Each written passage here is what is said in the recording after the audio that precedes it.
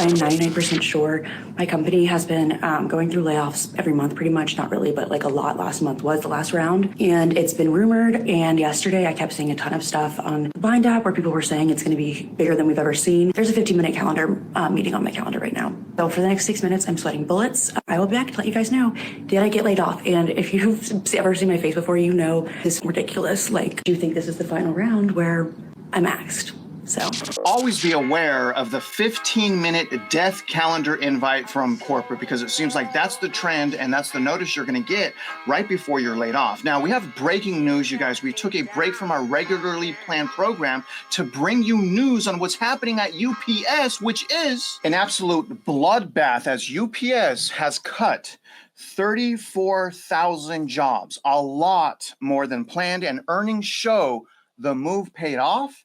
More and more debauchery. And this is what we've been talking about. Debt. We have this massive debt bubble from the Federal Reserve, state and local, obviously the ISDs, the CADs, the ARBs, all of that type of stuff. But we also have companies that no longer care enough about their employees to invest into them and to make them productive members of society. They cut their staff and their investors cheer them on. United Parcel Services posted third quarter results that handedly beat Wall Street's expectations and gave details about its turnaround efforts, including, and this is what they're cheering on, approximately 34,000 job cuts. And Mitch, this is why I'm always saying I hate the stock market. I think we should get rid of it. I don't ever want to invest in it. I may be forced to invest into it so that I can make money and I can somehow get ahead of this inflation. But overall, I absolutely hate it because it does not help mom and pop. It hurts mom and pop, and our jobs get cut as a result of that market. I'll show you guys the stock market. It's absolute lunacy, but shares surged more than 12%. 12% to me, if I'm an investor and I can run this stuff, I'm abandoning all my stocks. If you can't take care of your people, if you can't take care of your employees, I don't want to invest in your company, because to me, it shows me you're too greedy. You're selfish. You don't make good decisions that benefit your employees. And when you run into problems, the first thing you do is you terminate them. I don't like it. I want no part of you. UPS earned $1.31 billion for the 3 months ending September 30th. Earnings were $1.74 per share. That easily topped the $1.31 per share that the analysts polled by Zacks Investment Research were calling for.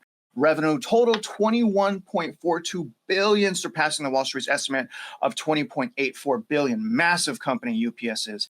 UPS said in a regulatory filing that it has cut about 34,000 positions.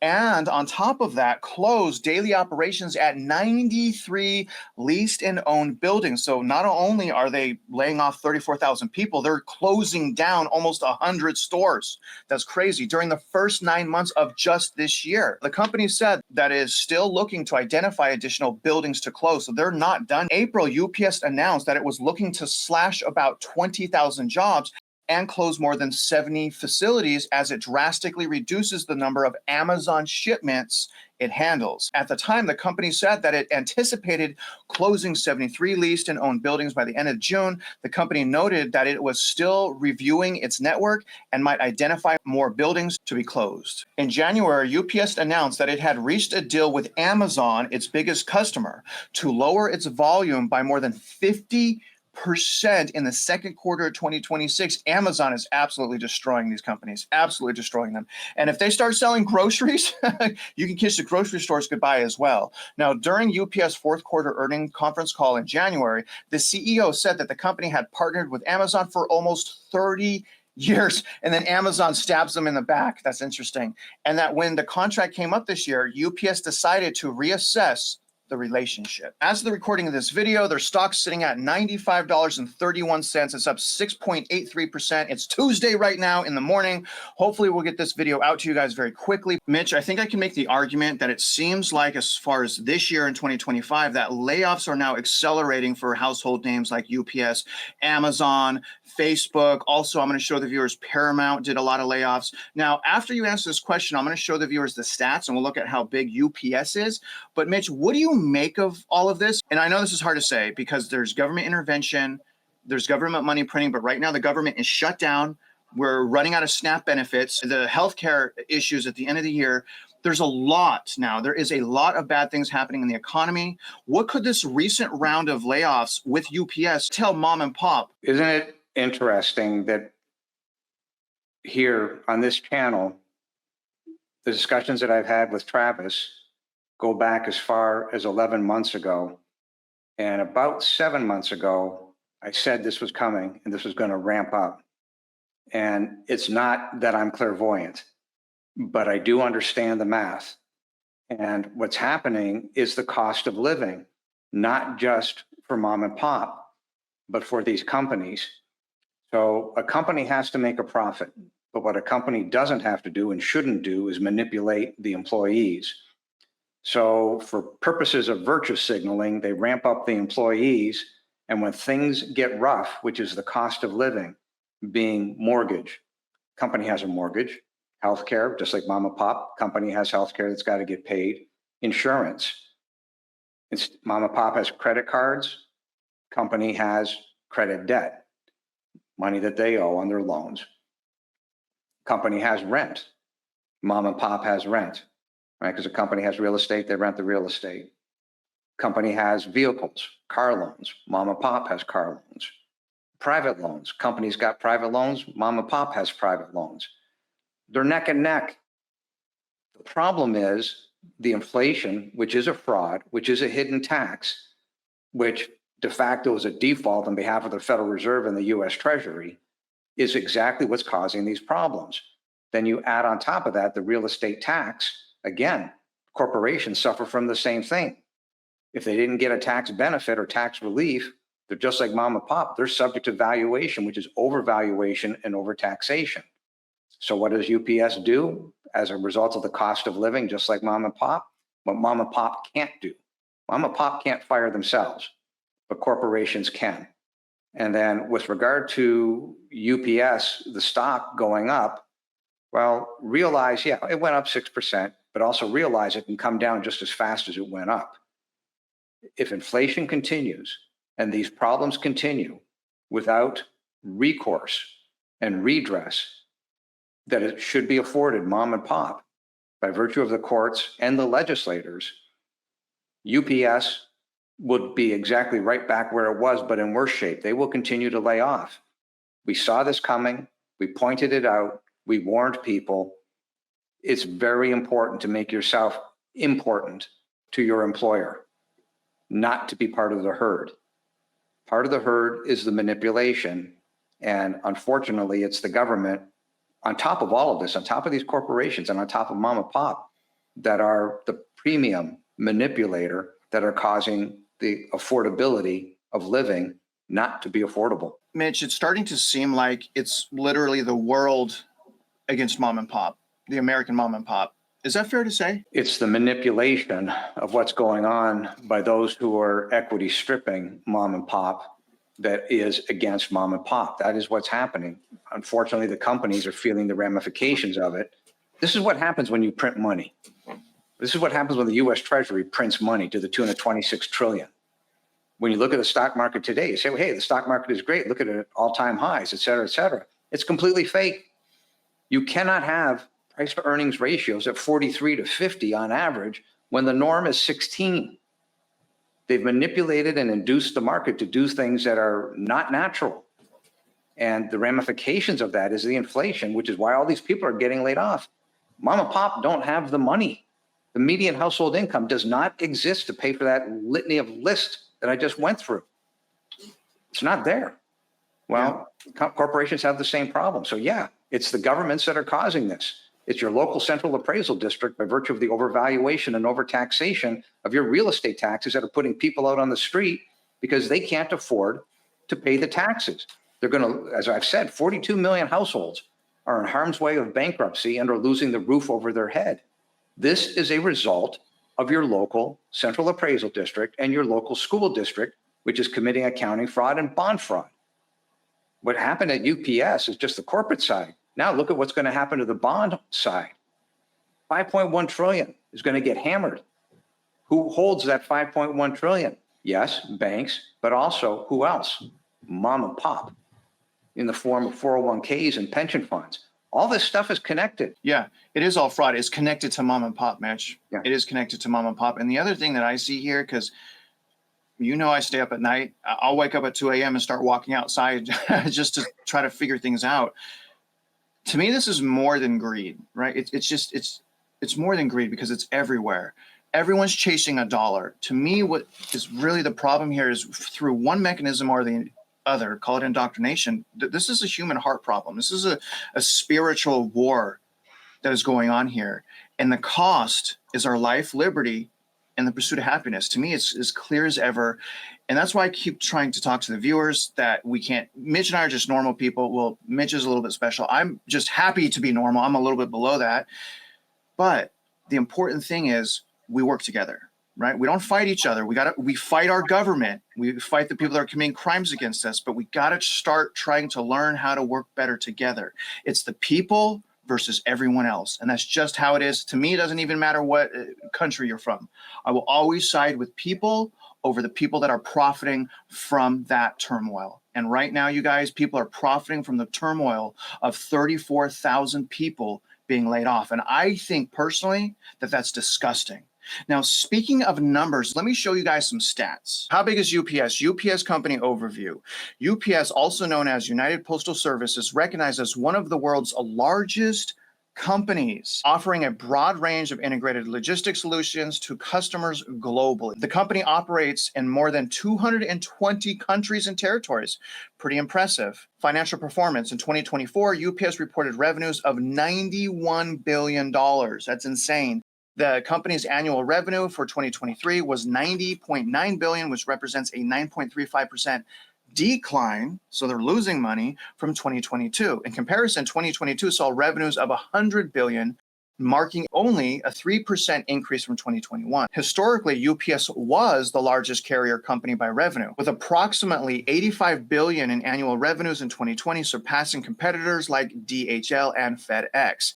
Now, as far as the workforce, another huge company just like Amazon, UPS has a substantial global workforce with approximately 490,000 employees. The total number of employees in 2023 was 500,000, which was a decrease. Again, so it's downhill now from 2022. Mitch, we have another massive company doing a massive round of mass layoffs. They're, in so many words, what I'm saying is they're citing Amazon. Amazon appears to be taken over the world. So my question is to you, do you think that Amazon, number one, has a monopoly on a lot of consumer spending mechanisms? And do you think that Amazon, at the end of the day, is bad for America? Amazon is a reflection of what people have come to expect in service.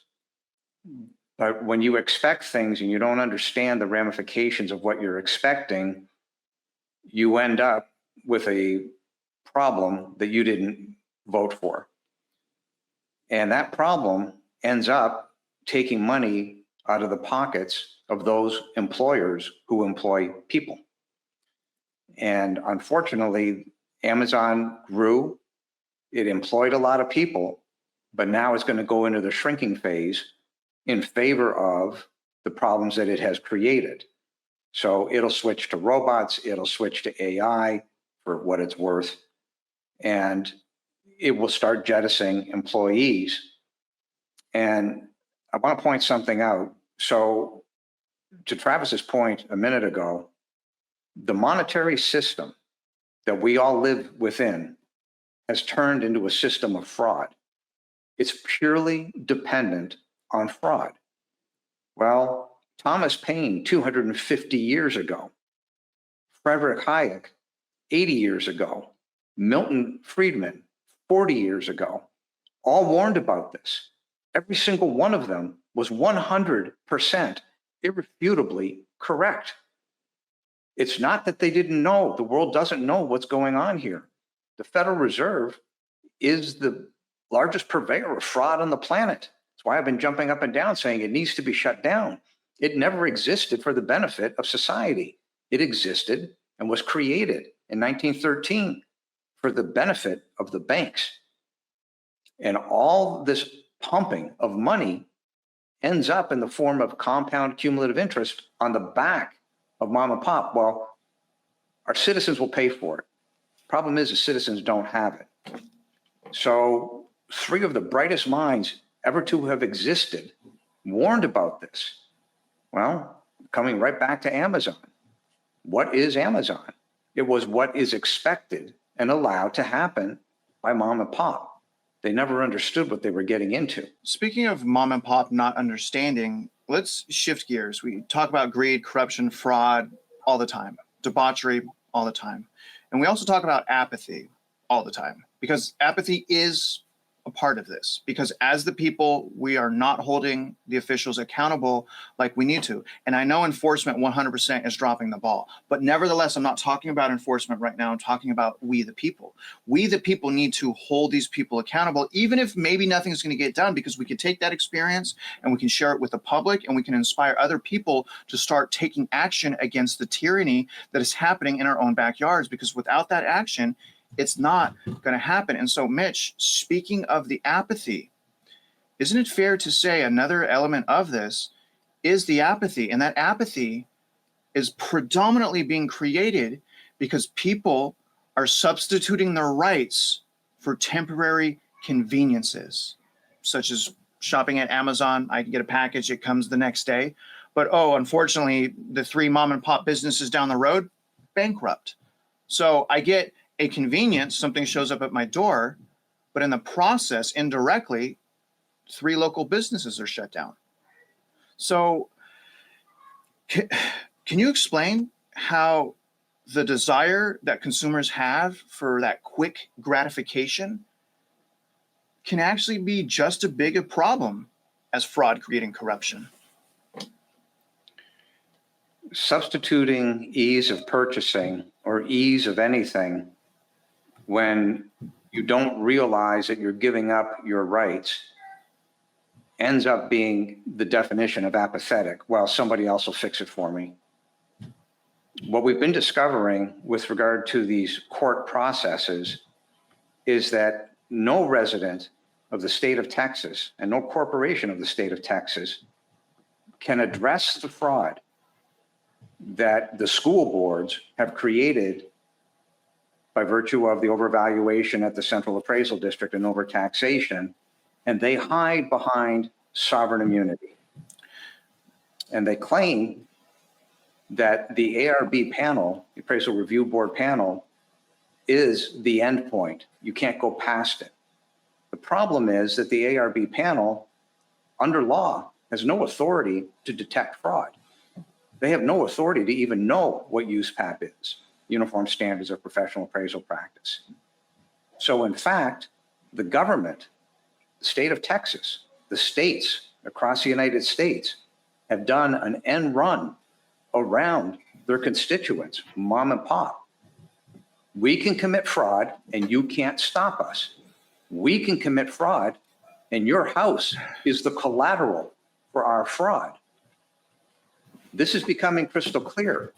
The courts are saying, well, this is a legislative problem. Mom and pop is so busy trying to keep the roof over their head, they don't even understand what the courts are doing. So what we have here is a full-blown constitutional issue. What we have here is mom and pop thinking somebody else is going to pick up this ball and run it. Yeah. Now, we're doing the best we can. We've got some things coming up with regard to class actions across the United States. We're working our off to get this done. No guarantee that we can get it done, but we have targets and we're going to try and hit the targets. So the point of the matter is, where are we? Mom and pop are going to have to get off the sideline in mass. Contact your legislators by email, mail, personal visits to their office. Personal visits to their office in mass, 50, 100, 200, 400 people. Stand at their office and literally say, you're going to fix this immediately. Or A, we won't pay the real estate tax, let the school districts go bankrupt, and we're going to throw you out of office. These things have to be said. There is no other solution. If there was, I would have figured it out by now. The bottom line is repeal all property tax in favor of the uniform state sales tax. That is the only solution. I've had multiple attorneys look at this. And initially, you always get that little bit of pushback, or what if? There is no what if. These people are caught. The website that we've got, all 3 websites, Travis, Mashburn's, So realestatemindset.org, Jeff Mashburn's commonsenslaw.org, my site, mockingbirdproperties.com/DCAD. There is literally truckloads of data, evidence. They can't get away from the evidence. Videotape, audio, transcripts, depositions. They're caught. There is no way out. Problem is, this is now ramified multiple times over across the United States, not just throughout Texas. This is going to take, and to a certain extent, the courts have a point. It is a legislative problem, but the legislatures don't care. And they don't care by virtue of complete ignorance. They can't say that they don't know, given all the evidence we've pushed in front of them, including formal complaints. But they choose to turn a blind eye, ignorance. Well, somebody else will look after it. And that's the problem. We're at the end game here. There's nowhere left to go. 42 million people will go bankrupt, 37.8% of the population, or lose the roof over their head as a direct result of A, the ignorance of these politicians, or B, the willful, complicit, aiding and abetting a criminal conspiracy to defraud by these politicians. And I want to point one thing out to that issue. Chapter 42, U.S. Code 1986, knowledge of a crime and power to prevent. Every politician that doesn't get off their and fix this has violated that law, and it's federal law. Again, the power rests with mom and pop, but you can't sit there and think somebody's going to do it for you. Now is the time before things really, really go bad, which I don't want to see in the bond market. It's coming. It's happening now right in front of us. These bonds, that, with regard to these companies that are laying these people off, you watch what happens in 30 days from now. This stuff is going to start reversing. We've already proven that the bonds, with regard to the school district bonds, aren't AA and they're not BB. They're sub-junk. It's part of the fraud. Well, mom and pop invested in those bonds. Mom and pop's property are the collateral. Mom and pop don't have recourse against the criminals who are doing this to them, who are equity stripping their money straight out of their house. So mom and pop, you got to get off your, you've got to get busy. You said a lot of things, right? And I wanted to target something specifically because I think this is a really good point. Just to reiterate what you said, are you saying that companies like small businesses for sure, but companies like UPS, in order to get some type of solution, they should join our movement to abolish property taxes? Is that what you're saying, Mitch? Yes, sir. Otherwise, they're aiding and abetting a criminal conspiracy to defraud. They need to get off their tuchus. Yeah. Well, I mean, blunt. I think it's just very interesting how many things could be solved by eliminating property taxes that aren't legally supposed to be here to begin with, according to the Constitution of the United States. The 16th Amendment specifically says the government can only tax our income, not the roof over our head. The roof over our head is not our income. And if it does become our income, we file a Schedule E on our tax returns and we pay taxes on that income. So it's a double tax if you have income on your house as well. We get double taxed on our houses, not counting the ISD bonds. Okay, that's a collateral. Our homes are used as collateral to continue that mechanism of financing on a local level. Now, obviously, local cities need financing and they need money, and new towns need money to start a city and to thrive. We get that. But what we're saying specifically is they're frauding us. They're not using that money accurately. They're not being transparent. They're not being accountable, and they're stealing it. And we have proof of that because several schools around Texas right now are going down.